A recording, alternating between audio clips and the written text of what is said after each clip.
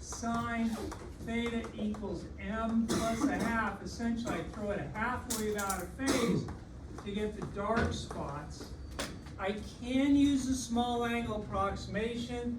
Sometimes that's very, very nice because equations with trig functions in them can be very difficult to deal with. Can be very, very difficult to deal with. So this is a double slit. For a single slit, I said we've got a sine theta is equal to m times lambda, only for the dark spots, which is weird. Okay, I don't have anything to figure out where the bright spots are directly, and it has to do with the phasors and stuff, and I just don't really have time to get into it, but there's no real equation for that. And we talked about a diffraction grating. Diffraction grating, which behaves exactly like the double slit, except that it's probably, the angles are probably too big to use the small angle approximation. So you probably just wind up with d sine theta equals n times lambda for the bright spots, and there isn't really anything for the dark spots, because in the diffraction grating you really just will see very, very individual separate bright spots, okay? And there isn't anything for the dark spots. Once again, it's a lot more complicated than that. Now I could come back to the double slit. I'm not going to do this today, but we could talk about the places in between. You could say that the intensity or the amplitude of the function in between the bright and the dark is going to be 2 times the amplitude of an individual times the cosine of delta phi over 2. But I'm not going to deal with this today. And like I said, they usually put that in absolute value signs like that. I'm not going to deal with that thing at all today. I've done a couple examples with that, and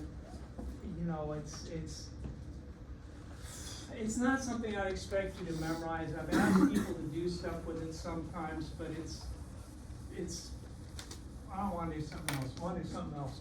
I was starting to do a problem, and I think I did this where I have some sort of double slit. So I got a double slit right here, and let me say that the spacing between the two slits is going to be 2 times 10 to the minus 4th meters, okay, or 0.2 millimeters. And I'm going to say that the distance to the screen, I don't even think you need this. Well, just leave it as L for right now. I think I can get rid of it. I think that's going to be just L, some distance to the screen. And I say that on the screen, if you look at the, straight across, I get my central maximum, I put n equals 0 bright spot. Then I go, this is n equals 1, n equals 2, n equals 3, n equals 4, n equals 5, n equals 6, etc. And the thing is that for, as long as you're dealing with small angles, the nice cheat on these problems is that this distance has to be the same as this, has to be the same as this, has to be the same as this, has to be the same as this. I'm trying to develop a workable problem, and I just haven't gotten really around to fixing it yet with a diffraction grating. The thing is, the angles are so small, even though I wrote it really spread out like this, the angles are so small that the distance from here to here to here to here to here to here is actually really kind of straightforward. Let me give you an example problem where you would use that idea. They give you, in this sort of setup, that the distance along here from, let's say, the n equals 2 to n equals, let's say, 5 is, let's say, 6 centimeters. 6 centimeters like that. Now, the formal way to do this isn't bad, but the shortcut is really, really nice. If you think of this as being n equals 1, this is n equals 2, this is n equals 3, n equals 4, n equals 5. If the distance from 2 to 5, if this distance is 6 centimeters, and like I said, and all these distances are very regular, you could go, oh, well, that means the distance from one to the next is just 2 centimeters, right? Right? Is that kind of, and that's really the cheat on this problem. It makes it work really, really well, really, really quickly. So you could really do this problem that way. Because I think with this, they'll ask for something like what is the wavelength of the light or no, what are they gonna add? Yes, something, I don't know. Let me say L is gonna be 5. Yeah, we're trying to figure out what the wavelength of the light is. Length of, the distance from here to here is gonna be 5 meters. I'm trying to figure out what the wavelength is. Now, formally, what you would do is you'd use this equation. You'd say d times y over L equals n times lambda. Now, you really could do this in terms of the trig function. It just becomes a lot messier. Like I said, the book and the solutions, they even do it this way. You really could always use d sine theta equals n times lambda. But like I said, with this one, there's a real advantage to doing it this way. Once again, whenever you get a variable stuck inside a trig function, it makes the problem exponentially more interesting, or basically just harder. So if I look at well, let's say n equals 2. In the n equals 2 situation, I got d, which is 2 times 10 to the minus 4th meters times y. Well, I don't know what this is. Like I said, you are all looking at it and saying, hey, wait a minute, this is 2 centimeters, this is 2 centimeters, so y's got to be 4 centimeters. And like I said, that's the shortcut to doing it, and that will give you the right answer. But the way the book looks at it is they say, well, I really don't know what y is. So this is going to be times y over L, which is going to be, how about now, 5 meters. This has got to be equal to 2 times, yeah, and I didn't need to give you the wavelength. Actually, no, I don't have the wavelength. Good, I don't have the wavelength. This is second bright spot, so that's 2 times wavelength lambda, like that. Okay, let me look at the n equals 5 case. Well, n equals 5, I got the same width between the two slits, so that's 2 times 10 to the minus 4th meters, times, well, now this is going to be y plus 6 centimeters, 0.06 meters, okay, divided by, well, the distance hasn't changed, 5m like that. That's got to be equal to, now this is the 5th dark spot, so this is going to be 5 times lambda like that. And you look at this thing and you go, I got 2 equations, 2 unknowns, how do you want to solve for it? And you do this one any which way you want to, really? I mean, you guys have done 2 by 2 equations a billion times. It's not a linear equation, but it's not a hard way, it's not a hard nonlinear. Once again, I would use this ratio method. It's just when you get an equation where you can set something up and divide a variable out, and I'm looking at this side and saying, yeah, on this side I can divide the lambda out. It makes my life a lot simpler. Let me write it down real quick. I get 2 times 10 to the minus 4 meters times y over 5 meters equals, this is, I'll put the equals down here, equals, this is going to be 2 times lambda. Downstairs I get 2 times 10 to the minus 4th meters times y plus 0.06 meters over 5 meters equals, this is going to be 5 lambda on this side. Like I said, the nice thing about this ratio method, it just makes, you could have done this very differently, but it's a nice way to do this problem. I go, a lot of stuff cancels out. This cancels out, this cancels out. The 2 and the, no, not 2 and the 5, the lambdas cancel out, the lambdas cancel out.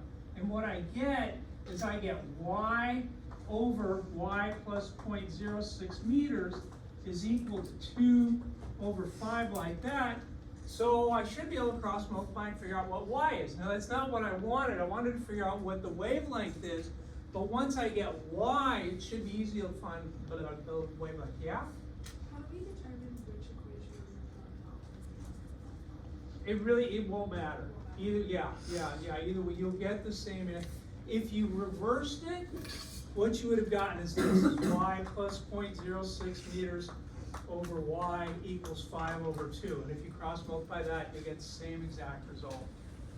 Okay, so yeah, it doesn't matter. Either one's fine. Just as long as the one, the only condition with this ratio method is you have to make sure that you don't ever divide by 0. Because when you do that, it screws things up. But anyways, I get 5y equals 2y plus, 0.12 meters, right? Because 2 times this is going to be like 12 of those. So I think I get 3y is equal to, and this isn't going to be a big surprise at all, 0.12 meters, so y is gonna be equal to 0.04 meters, which, like I said, you already knew that. You already knew that the distance from here to here was 2 centimeters, this can be another 2 centimeters, yeah, so that's 4 centimeters. But now that I got y, I can go back to either one of these equations and put y in there and figure out what the wavelength is.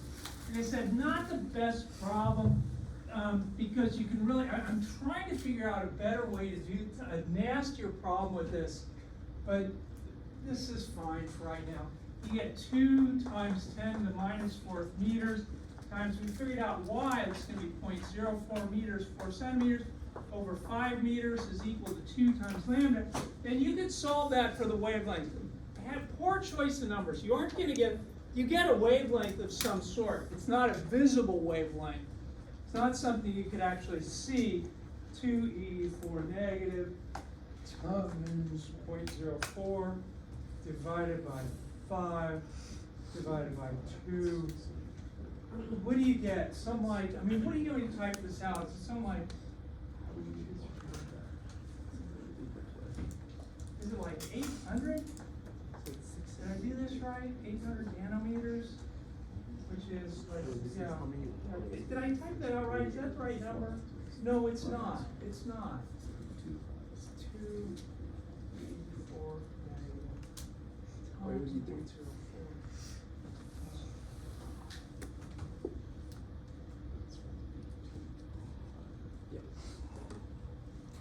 Yeah. It's like 1600 nanometers, right? I think, I don't know, I can't even see the numbers anymore. But that's how you do it, and that isn't a visible wavelength on a test. I would try to set it up so that it's visible, but did you have a question on this at all? Oh, no. Ask me something. If you're wondering something, somebody else is. So I mean, it's better if I try to explain it to everybody. Not that I can explain anything. Yeah, go on. Would it be insufficient proof on a test to just say we know that because of small angle approximation, those are all the same, and Yeah, then do which the is why I division? usually don't do this specific problem, Okay. because there is a shortcut. Like I said, it's mainly you'll use this on the homework. Okay. Yeah, it's not a great problem, but anyways, this one's a little bit better. Like I said, there's one in the homework like this. You can do it either way, and it works fine. Say I got another double slit problem. There's actually to do. Oh, we'll see. I'm going to shoot a wavelength of light out. Let me say it's 400. When I use a 400 nanometer light, when I use 400 nanometer light on a double slit, the second bright fringe, the n equals 2 bright fringe, is at, let's say, 2.5. Is that y equals 2.5 centimeters, okay? If I use, on the same setup, and I'm not going to move anything, so L would stay the same, the double slit width would stay the same. If I use, let's say, 600 nanometer light,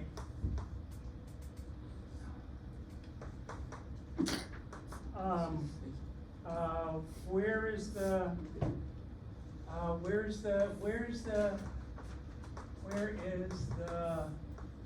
n equals 5 bright spot? Or sometimes they call it a fringe. But I always misspell fringe, so it's not a bright spot. And this is another one where I think it's nice to use that ratio method to solve it, I think. I mean, once you get it set up, how you do the math's kind of up to you. And like I said, all I'm doing is I'm coming back to these ideas. There's a bunch of problems on this stuff in the homework.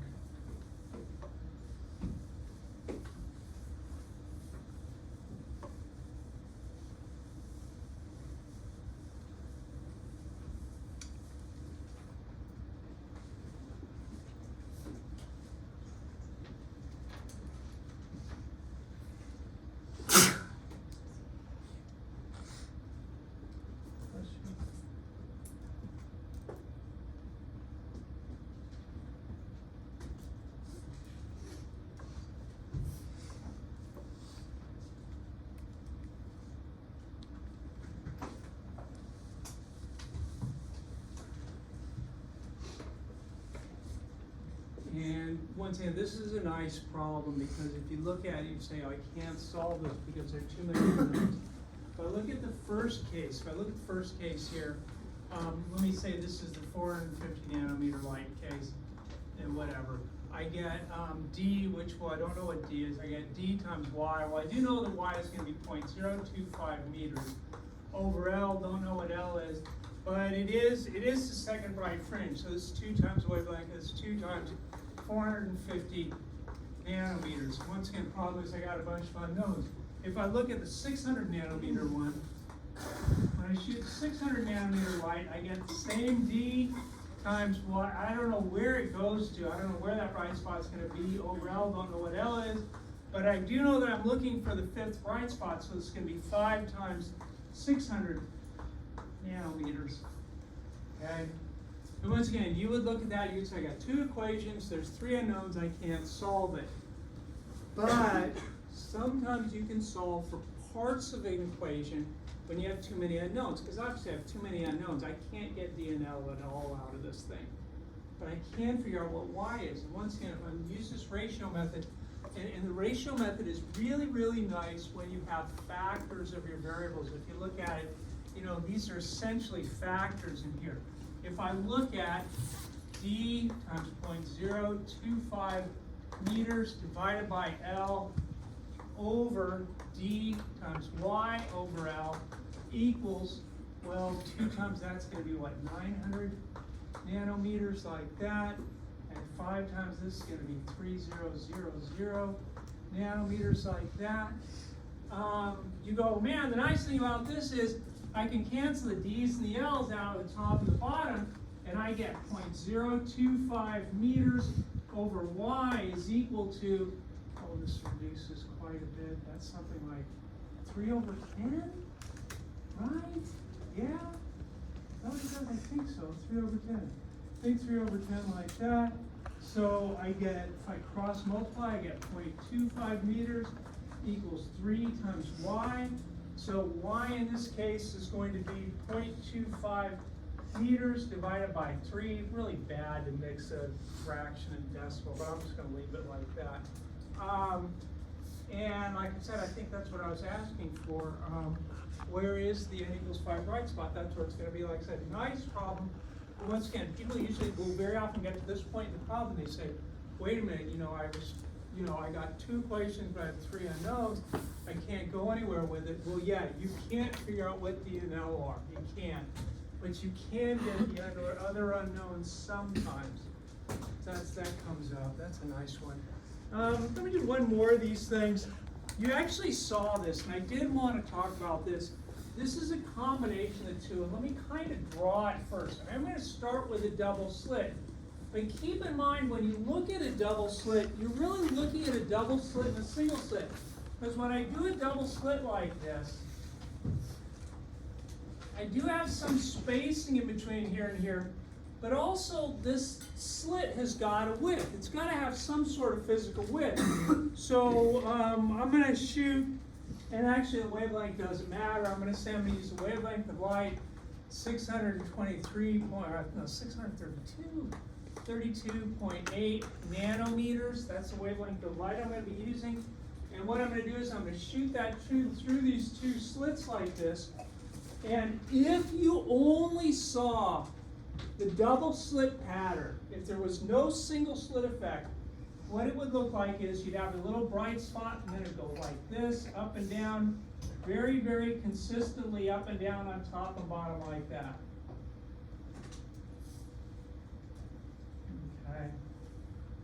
But one thing you noticed in lab was that you get out here ways, you know what I mean? If this is straight across to there, you get out about somewhere around here, they kind of fade away for a little bit, and then they come back again. They kind of disappear. And what's happening is that the single slit diffraction, the cancellation, the dark spots due to the single slit, are canceling out the bright spot at that place.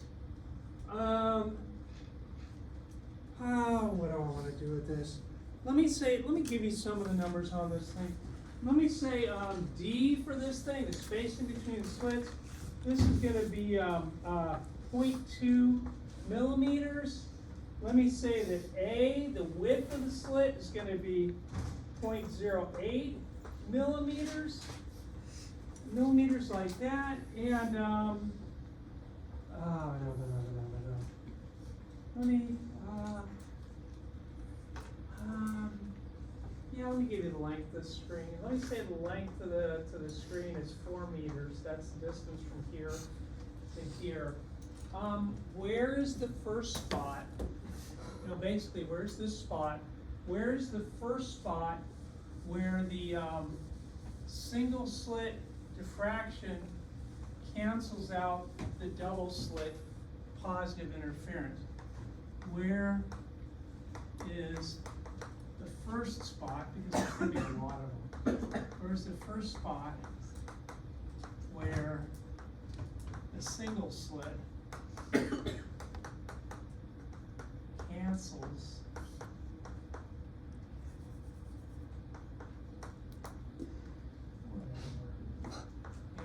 out the double slit?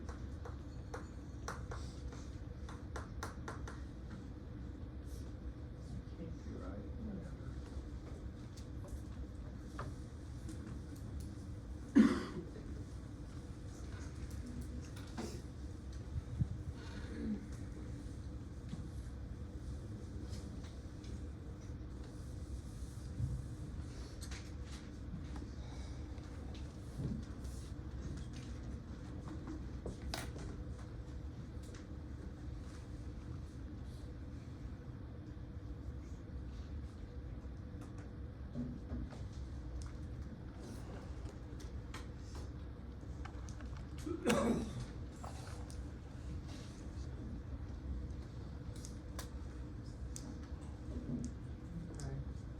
So, like, I want to find essentially this spot, or I want to find this y value here where those two cancel out. I want to find out where I get a dark spot and a bright spot right exactly on top of each other.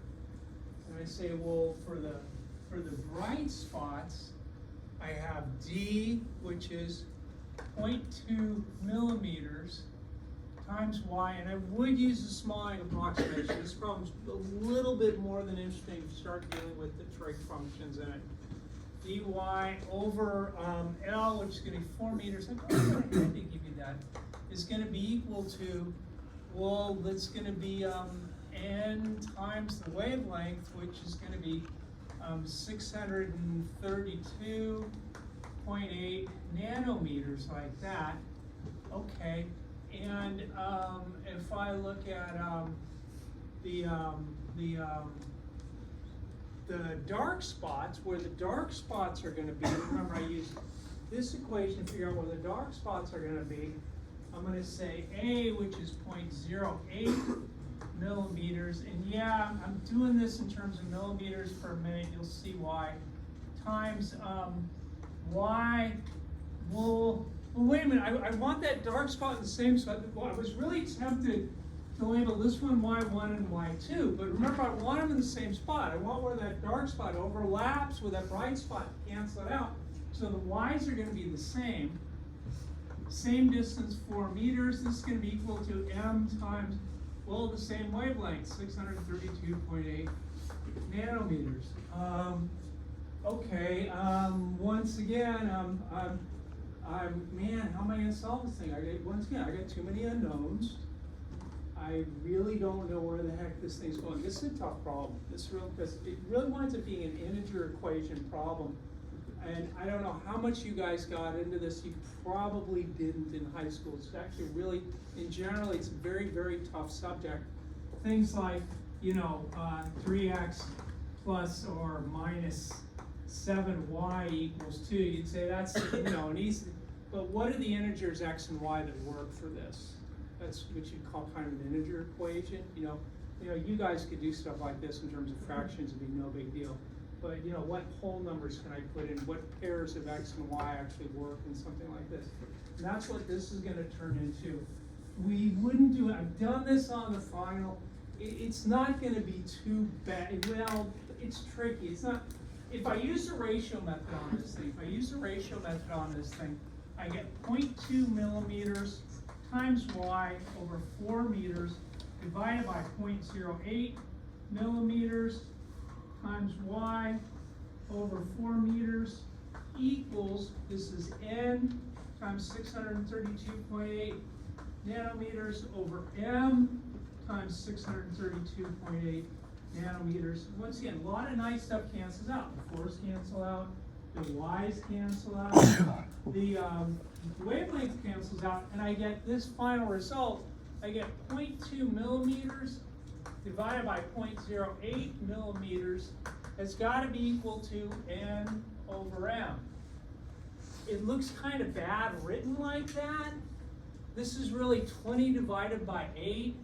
I think you get something like 5 over 2 is equal to n over m, which looks really simple, but you would say, well, I want to figure out what m and n I use, but m and n have to be whole numbers. And there's a method for approaching this, which is really kind of a little bit, it's way too, at this point, just guess and check. Because if I cross multiply, 5 times m equals 2 times n. You know, and say I picked m to be 1. Is that possible that m could be 1? If I pick m to be 1, then I'd get 5 equals 2 times n. What would n have to be? 2.5, right? And like I said, well, I want whole numbers, so that doesn't work. Like I said, you do wind up guessing a lot of these things.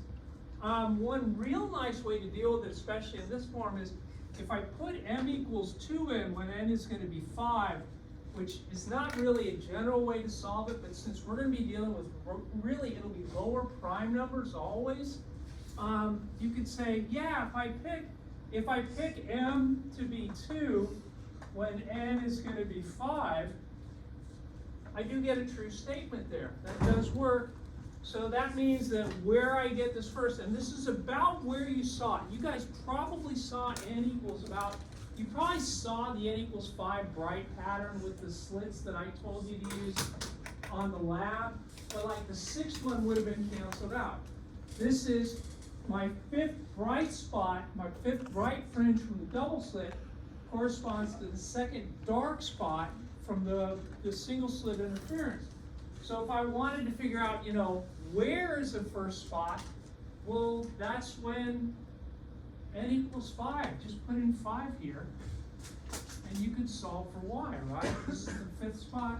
Or you could have gone down to this thing, and you could have said, well, m is going to be 2. And you could have solved for y that way. Either way would have worked just perfect. Like I said, that's a weird problem because most of you guys haven't really done stuff like this, or you haven't, you know, I mean, you always deal with fractions and stuff. You know, how do you solve stuff in terms of whole numbers? It's a fun problem. Let me do something with a single slit. Actually, let me look at it first.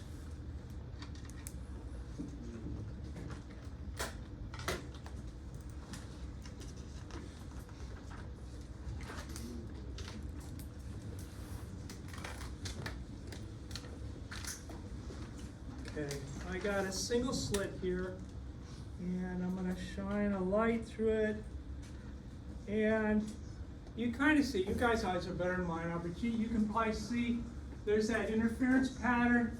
The central is really kind of wide compared to the splits next to it. Matter of fact, if I make it a little bit wider, which I think is going to be this way, you'll notice that the dots are getting farther apart. You notice I squish the slit. As I make A smaller, what's going to happen is this is going to get wider. That single slit in the middle, that single bright spot's going to get wider. And like I said, you should at some point see when it gets closer, see it's getting wider and wider now. Things you can see them moving apart. And that central wide maximum is getting bigger and bigger and bigger and bigger, and eventually the slit closes. Okay, but hopefully what you noticed was that as the slit width is changing, the location of the fringes is changing. Okay, so I've got some sort of relationship. I've got to be able to find some sort of relationship between,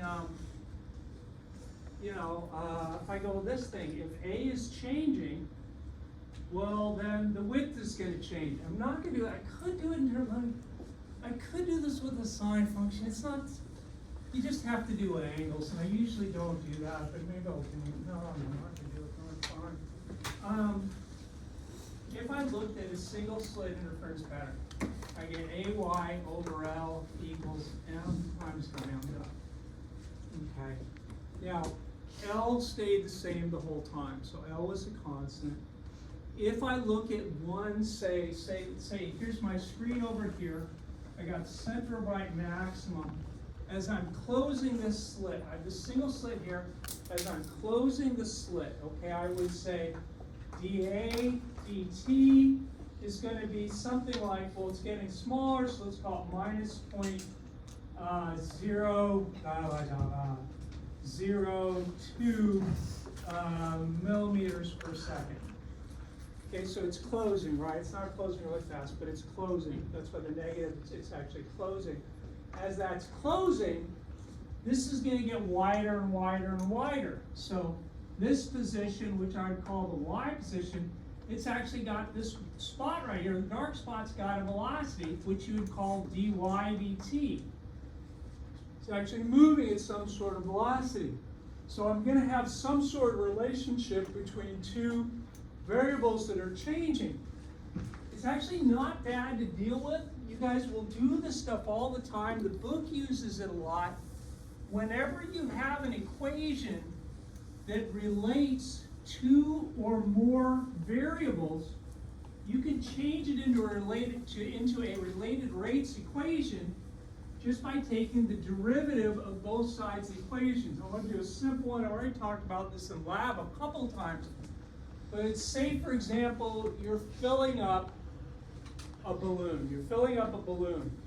As you blow into it, you put more volume into it, but you'll notice that the R is changing as I blow into it. So I'm changing the volume and the radius is changing. There should be some relationship between the change in volume and the change in radius. Well, I know the volume of a sphere, I'm pretending the balloon is a sphere, it's going to be 4/3 pi r cubed. Okay? What I can do is I can take the derivative of both sides. dv dt is equal to, well, 4/3 stays like that. Pi, take the derivative of this, that's 3r squared. dr dt, using my chain rule on this, right? Derivative r to the third is 3r squared, and then I gotta take derivative r again. But if you look at it, I'm not gonna clean it up, I'm just gonna leave it like this. If you look at it, I've got an equation that relates the changing rate of the volume with the changing rate of the radius, okay? And you can do this in a lot of different places. One place I brought this up in lab was that and we haven't even talked about this yet, but if you look at Snell's law, which says that the way light bends through some sort of change in materials, n1 sine theta 1 equals n2 sine theta 2. My two variables are theta 1 and theta 2. If theta 1 is changing, what's the rate that theta 2 is changing? So I can take the derivative of both sides. n1's a constant. Derivative of sine is going to be cosine theta 1. Got to use my chain rule. d theta 1 dt is equal to n2 times derivative of sine is cosine theta 2 d theta 2 dt. And if you look at it, I've got an equation that relates the way one angle is changing to the way another angle is changing. And you can do this, you'll very likely see one of these on the next test. I'm not positive, I haven't written it, but you almost certainly see one on the final exam. I can do lots and lots. Anytime you get an equation that's relating two or more variables, you can always change it into a related rates equation by taking the derivative of both sides. Okay, it's usually with respect to time. Sometimes you do it differently, but usually we'll be looking at the way it changes with respect to time.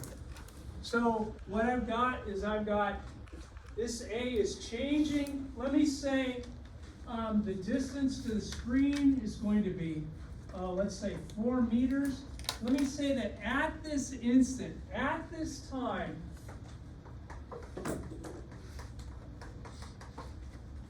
Let me say A is going to be, 0.1 millimeters.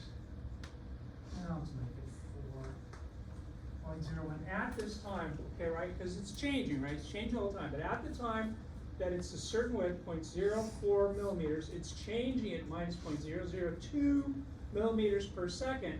This will be moving. How fast is that dot moving along the screen up there?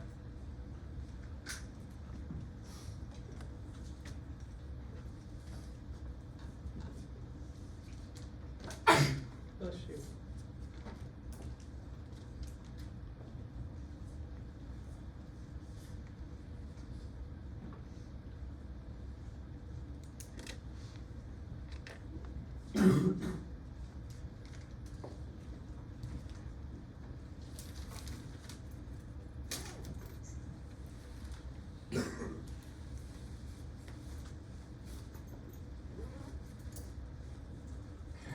So, like I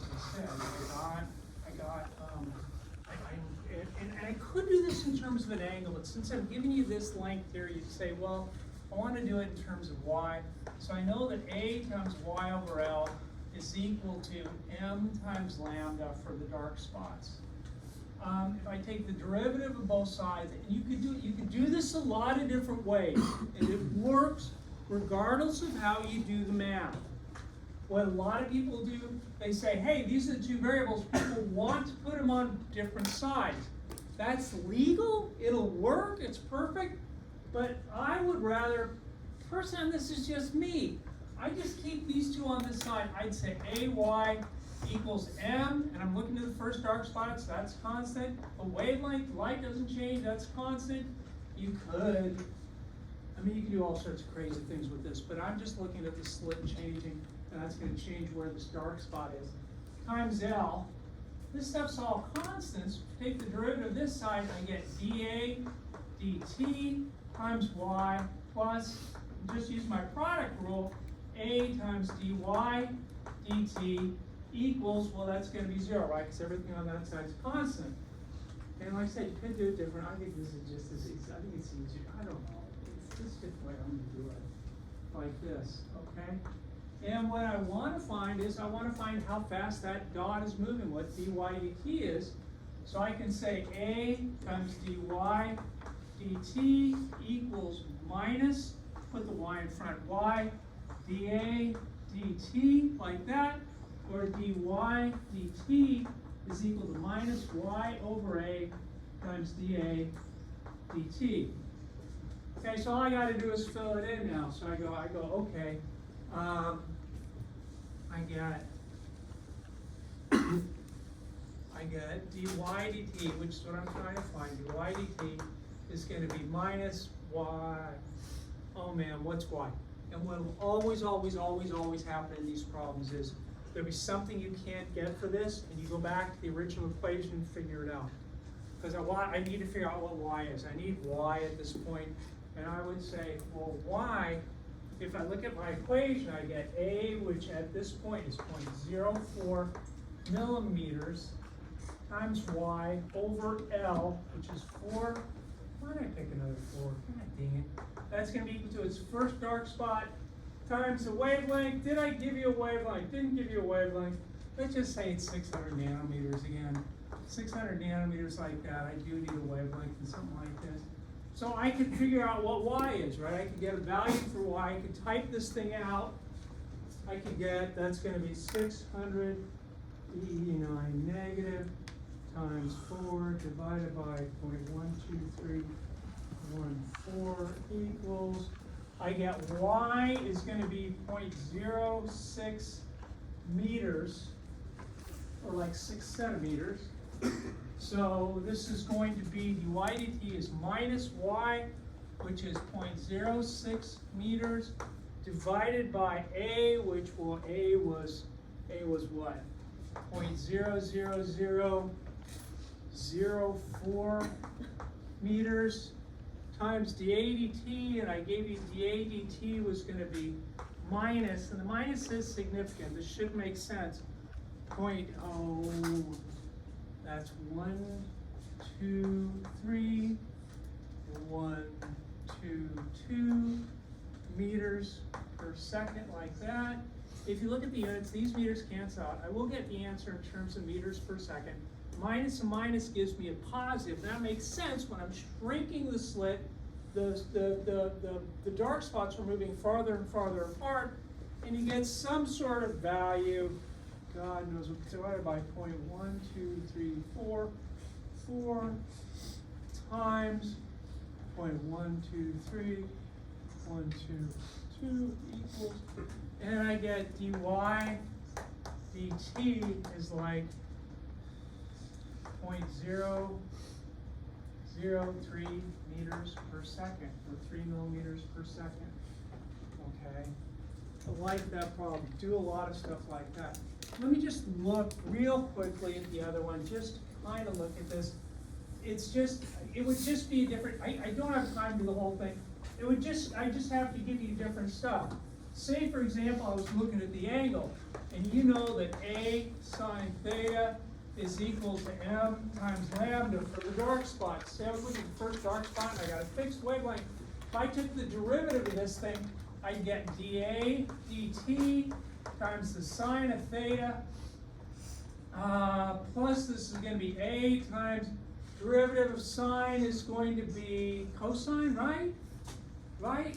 Derivative of sine is cosine. Somebody say yes, please. I think it is A cosine theta d theta dt, like that equals 0. So you could do this in terms of angles. I just don't have time to really do anything like that. God, I want to do that stuff too, but that ain't gonna happen.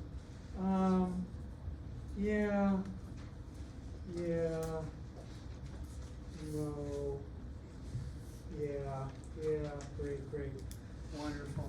But I mean, you could solve this thing. This would instead of giving you the y, you'd be looking at the way the angle changes. You know, because obviously, as I'm squishing that slit, that angle to the first dark spot is changing, and this I can find the way that angle is changing depending on how much the slit is changing. I can use that. It's really the same thing. Like I said, I do this stuff over and over again. I'm done with chapter 33. Really kind of raced through it. Actually, no, not. I may come back and talk a little bit about 33 next time. I really want to talk about the double slit because I made a bunch of statements about how ugly the double slit problem is, but it's really weird. And I don't really have time to get to it, so maybe I'll talk about it on Wednesday, but I'm really done with chapter 33. I want to start looking at 34. 34 is basically on straight line optics. Most of this chapter is going to be dealing with Snell's law. There's a couple ideas you need, which are light travels in a straight, light in a material, light moving in a material, in a material, moves in a straight line, goes in a straight line.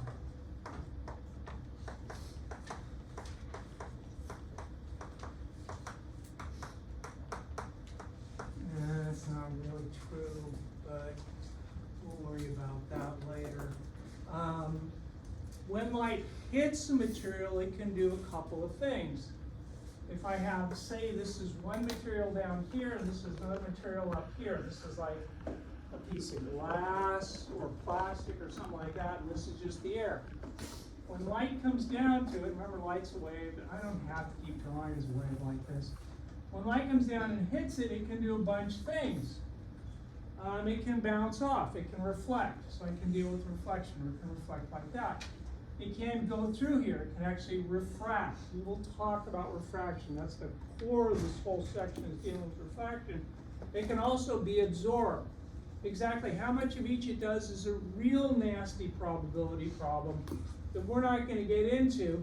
The simplest one to deal with, which actually isn't simple at all, but the way we deal with it is simple, is we say if you get a very nice, well-polished surface, they'll call the term specular reflection. When you have a very nice, well-polished surface, that the incident angle, we call it theta incident, and the reflected angle will be the same. And that's really obvious to people. And the problem is that that's really, light's an ugly, ugly, ugly thing. Light's a fun, fun problem. You know, the truth is, no matter how well you polish this glass, it's not smooth. The light, the wavelength of light, really, really tiny. It's not smooth. It's got bumps and everything else.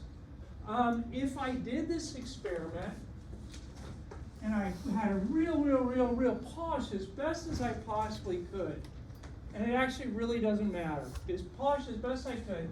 And if I put some sort of light source here, say I have some sort of light like that, that's my light source.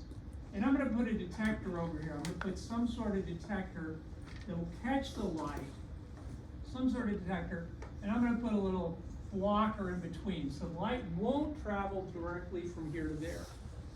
And what you would all say is that what you're going to see is the light that hits here and bounces off, and this angle is going to be the same thing. That's my incident angle, that's my reflected angle. If I could draw them right, they should really be exactly the same. But what's really, really strange is that if you actually do this experiment throwing one piece of light at a time, what happens? Well, some light goes down here and bounces over here. Some of this light goes over here and bounces up like that. Some of it goes here and bounces like that. Some of it goes here and bounces back like that. Some of it goes, and you're saying it's crazy. It is crazy. It looks really, really crazy. But if you add up, and once again, it's a horrible statistical problem. If you add up all of these things, what's really weird, like I said, the statistical problem, so there's a huge amount of photons going. This is about a flashlight, you're talking about trillions and trillions of photons per second. It's a huge statistical problem. But what you would look at is you would see all this other weird stuff. You know, we already talked about interference. All this weird stuff out here interferes with itself, interferes with another piece, and cancels itself out. What on net seems to happen is, the net effect is I just get this light thing going like that, a one piece like that. That's not that the light isn't going anywhere else, it's just light that goes in the weird places tends to cancel out with other pieces of light that go in weird places. Like I said, it's a nasty problem. We're not going to worry about that at all. All I'm going to say is that if light hits a smooth surface, then it's going to reflect at the same angle. Now, what do you mean by a smooth surface? Even the tabletop, God, it's almost time. Even the tabletop, if you get down at a low enough angle, it reflects things pretty darn well. Okay, so it doesn't have to be a polished piece of glass. So what do you mean by reflection? We're going to pretend that things reflect at exactly the same angle that they come in at. The weird thing is you always measure from the normal to the surface. There's a reason for that, but it's something you get if you do a lot of isopic stuff, which actually I haven't even. You could do all this stuff measuring from the surface. They don't. They measure from the normal because usually it's easier to deal with the normal than the tangent to the surface. That's why. But anyways, I'm going to get started. I will hopefully finish 34 this week.